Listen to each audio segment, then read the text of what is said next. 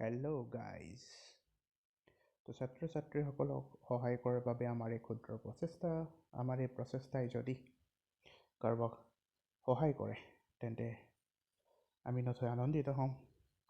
সেয়েহে যদি পাৰে, যদি ভাল পায়, আমাৰ এই কণ্টেণ্ট আপুনি শ্বেয়াৰ কৰি দিব আপোনাৰ বন্ধুবৰ্গৰ মাজত, যাতে যাৰ প্ৰয়োজন তেওঁ আমাৰ এই কণ্টেণ্ট সহজে ঘৰত বহি লাভ কৰিব পাৰে। তো আমি পঢ়ি আছিলোঁ যে ভৌতিক ৰাশিৰ কথা পঢ়ি আছিলোঁ। তো যিবোৰ ৰাশিৰ জোখমাখ কৰিব পাৰি সেইবোৰকে আমি ভৌতিক ৰাশি বুলি কৈছিলোঁ। কিছুমান ভৌতিক ৰাশিৰ আন কোনো ভৌতিক ৰাশিৰ সহায় নোহোৱাকৈ প্ৰকাশ কৰিব পাৰি সেইবোৰক আমি কৈছিলোঁ মৌলিক ভৌতিক ৰাশি। এনেকুৱা ভৌতিক ৰাশি কেইটা আছে? 7টা আছে। তো 7টা মৌলিক ভৌতিক ৰাশি আছে।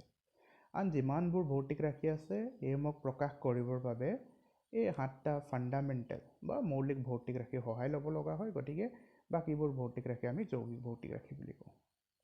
চমুকৈ যদি আমি ক'বলৈ যাওঁ, মৌলিক ভৌতিক ৰাশি কাক বোলে? যিবোৰ ভৌতিক ৰাশি প্ৰকাশ কৰিবৰ বাবে আন ভৌতিক ৰাশিৰ সহায়ৰ প্ৰয়োজন নহয়, সিহঁতকৈ মৌলিক ভৌতিক ৰাশি। মৌলিক ভৌতিক ৰাশি কেইটা আছে? 7টা আছে। লাষ্ট ক্লাছ আমি পঢ়িছিলোঁ।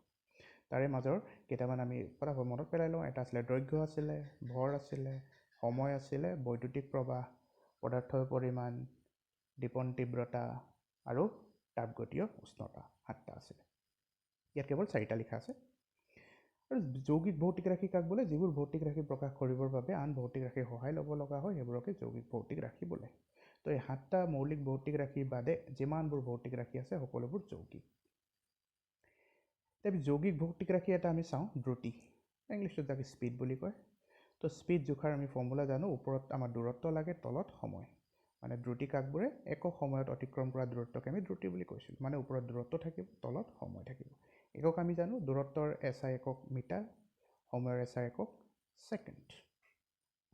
এতিয়া আমি যদি কওঁ দ্ৰুতিক যদি ব্ৰেকেটৰ মাজত ভৰাই দিওঁ, মানে আমি ইয়াৰ মাত্ৰা লিখিব লাগে, মানে ডাইমেনশ্যন লিখিব লাগে।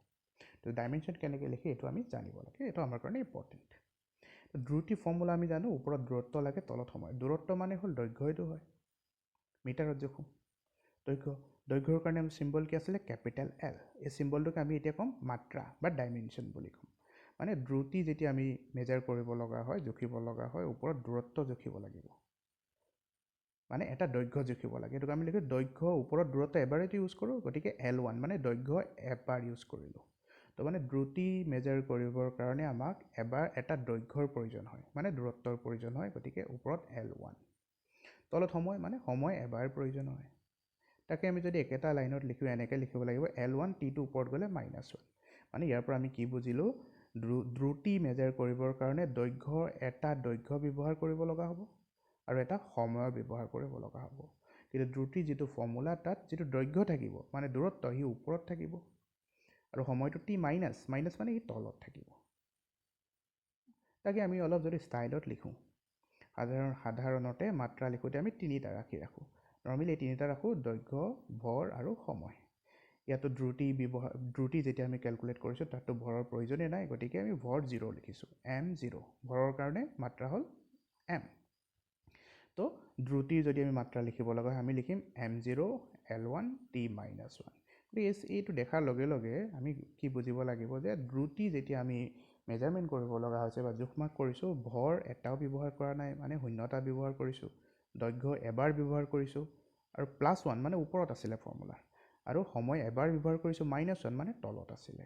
গতিকে মাত্ৰাই আমাক কি দিয়ে যে কোনো এটা যৌগিক ভৌতিক ৰাশিৰ যেতিয়া আমি প্ৰকাশ কৰিম, কি মৌলিক ভৌতিক ৰাশি ব্যৱহাৰ কৰিছোঁ, মৌলিক ভৌতিক ৰাশি কেইবাৰ ব্যৱহাৰ কৰিছোঁ। L1 মানে দৈৰ্ঘ্য এবাৰ ব্যৱহাৰ কৰিছোঁ, T1 মানে সময় এবাৰ ব্যৱহাৰ কৰিছোঁ, আৰু যিবোৰ আমি মৌলিক ভৌতিক ৰাশি ব্যৱহাৰ কৰিছোঁ তাক আমি ফৰ্মুলা ওপৰত আছিলে নে তলত আছিলে। যদি ওপৰত আছিলে +1, L1 মানে ই ওপৰত আছিলে, T-1 আগত মাইনাছ আছে মানে ই ফৰ্মুলা তলত আছিলে। তো মাত্ৰা দেখাৰ লগে লগে আমি কি ক'ব পাৰোঁ? এটা যৌগিক ভৌতিক ৰাশি প্ৰকাশ কৰিবৰ কাৰণে কি মৌলিক ভৌতিক ৰাশি ব্যৱহাৰ কৰা হৈছে, কেইবাৰ ব্যৱহাৰ কৰা হৈছে। L1 মানে দৈৰ্ঘ্য এবাৰ ব্যৱহাৰ হৈছে, T-1 মানে সময়ৰ এবাৰ ব্যৱহাৰ হৈছে, আৰু যিটো ফৰ্মুলা আমি ব্যৱহাৰ কৰিছোঁ যৌগিক ভৌতিক ৰাশিটো প্ৰকাশ কৰিবৰ বাবে, তাত মৌলিক ভৌতিক ৰাশিটো ওপৰত আছিলে নে তলত আছিলে তাৰো আমি কথা গম পাওঁ। যেনেদৰে ইয়াত L1 মানে ভৌতিক ৰাশিটো ফৰ্মুলাৰ ওপৰত আছিলে দৈৰ্ঘ্যটো, আৰু সময়টো তলত আছিলে। তেনেকৈ আমি মাত্ৰা লিখিব পাৰোঁ। একেদৰে আমি যদি বেগৰ মাত্ৰা লিখিবলৈ চেষ্টা কৰোঁ, বেগৰ ফৰ্মুলা আমি জানো, ওপৰত থাকে হৰণ, তলত আছে সময়। হৰণো হ'ল এটা দৈৰ্ঘ্যই হয়। যেতিয়া আমি বেগৰ মাত্ৰা লিখিব লগা হয় মানে এই ব্ৰেকেটত ভৰাই দিয়া মানে মাত্ৰা লিখিব লাগে। ওপৰত হৰণ মানে দৈৰ্ঘ্য ব্যৱহাৰ কৰিব লাগিব। হৰণটো এবাৰেই ব্যৱহাৰ কৰে, গতিকে L1, দৈৰ্ঘ্য এবাৰ ব্যৱহাৰ হৈছে। তলত সময়, সময় এবাৰেই ব্যৱহাৰ হৈছে, গতিকে তলত T1। দুইটা একেলগে যদি আমি লিখোঁ, L1 T2 ওপৰলৈ গুচি গ'লে T-1। তাকে আমি কৈছোঁ যে এই তিনিটাৰ টাৰ্মছত আমি নৰ্মেলি লিখা হয় দূৰত্ব, ভৰ আৰু সময়। গতিকে আমি ইয়াত ভৰ এবাৰ ব্যৱহাৰ কৰা নাই, গতিকে আমি লিখিছোঁ M0। ঠিক আছে, ইয়ালৈকে লিখিলেও হৈ যায়, কিন্তু উইথ চাম ষ্টাইল যদি আমি লিখিব যাওঁ, ভালদৰে যদি আমি লিখিব যাওঁ, তেতিয়া আমি লিখিম M0 মানে ভৰ এবাৰ ব্যৱহাৰ কৰা নাই, L1 মানে দৈৰ্ঘ্য এবাৰ ব্যৱহাৰ কৰিছোঁ, T-1 মানে সময় এবাৰ ব্যৱহাৰ কৰিছোঁ, কিন্তু T-1 মানে সময়টো তলত আছিলে। ইয়াৰ পৰা আমি কি দেখিলোঁ, দ্ৰুতি আৰু বেগ দুয়োটাৰে মাত্ৰা একেই, M0 L1 T-1, M0 L1 T-1। আমি যদি ভালদৰে চাওঁ, ইয়াৰ এককো একে হ'ব, দূৰত্বৰ SI একক মিটাৰ, সময়ৰ SI একক ছেকেণ্ড, মানে দ্ৰুতিৰ SI একক হ'ল মিটাৰ পাৰ ছেকেণ্ড। তেনেদৰে বেগৰো SI একক, হৰণৰ SI একক মিটাৰ, সময়ৰ SI একক ছেকেণ্ড, মানে বেগৰো SI একক মিটাৰ পাৰ ছেকেণ্ড। তো ইয়াৰ পৰা আমি কি গম পালোঁ, যদি একক একে হয় তেন্তে মাত্ৰাও একে হ'ব। আমি কি গম পালোঁ, যদি দুটা ভৌতিক ৰাশি একক একে হয় তেন্তে ভৌতিক ৰাশি দুটাৰ মাত্ৰাও একে হ'ব। সহজ কথা।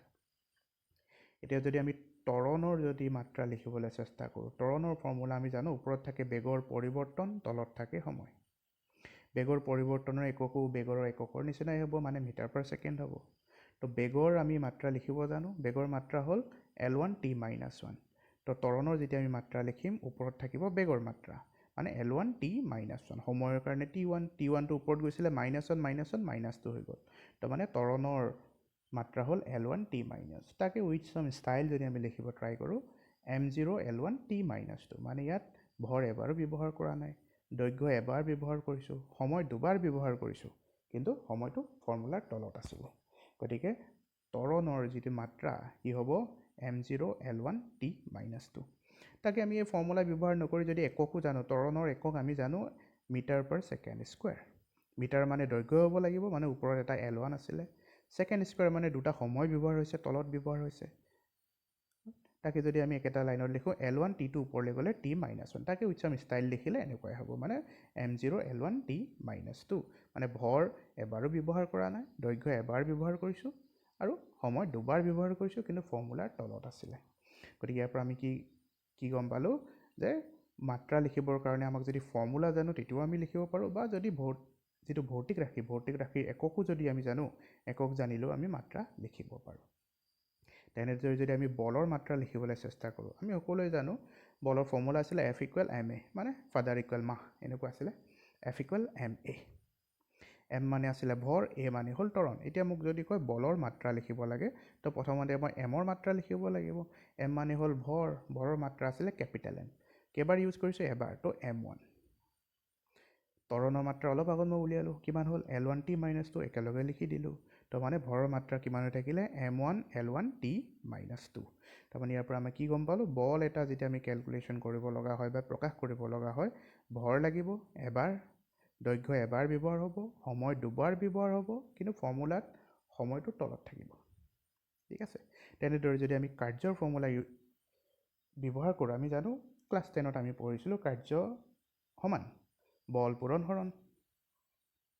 এতিয়া যদি কাৰ্যৰ মাত্ৰা লিখিব লগা হয়, W, কাৰ্যৰ মাত্ৰা যদি লিখিব লগা হয়, বলৰ মাত্ৰা আমি জানো M1 L1 T-2,